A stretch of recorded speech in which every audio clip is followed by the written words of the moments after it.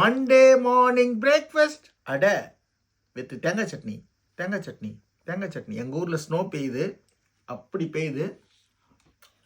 Video போடுறேன். வெயில் எவ்வளோ அடிக்குது காட்டுக்கட்டமா.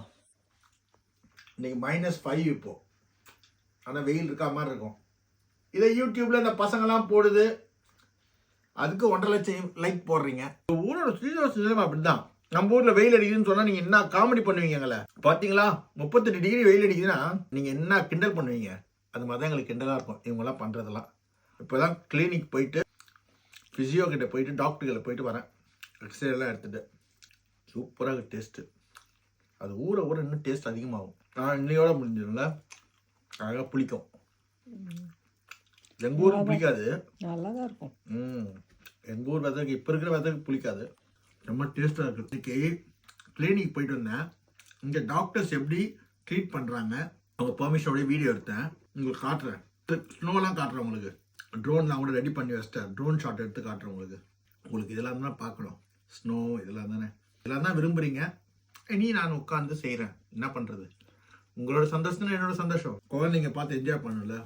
இங்கே ரொம்ப வருஷமாக இருக்கிறதால எங்களுக்கு வந்து அது சாதாரணமான விஷயமா ஆயிடுச்சு. புதுசாக வரவங்களுக்கு அது அதிசயமாக இருக்கும். இப்போ ஒரு 3 வருஷம் 4 வருஷம் தான் இன்ஸ்டாகிராம்லாம். நாங்களும் வந்தோம் 26-27 வருஷத்துக்கு முன்னாடிலாம் ஸ்னோ வந்தப்போ அதிசயமாக பார்த்தோம். ஒரு வாட்டி அதிகமாக வேலைக்கு போகும்போதெல்லாம் கஷ்டமாக இருக்கும், கடுப்பாக இருக்கும். ஏன்டா ஸ்னோ பெய்யுதுன்னு.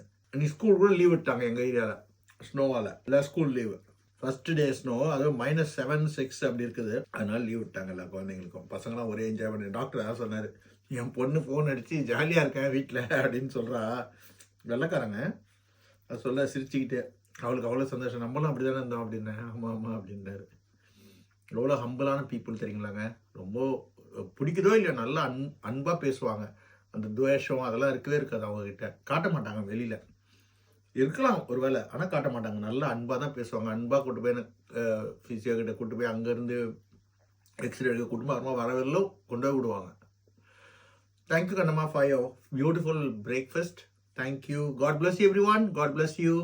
ஸ்னோ வீடியோ போடுறேன்.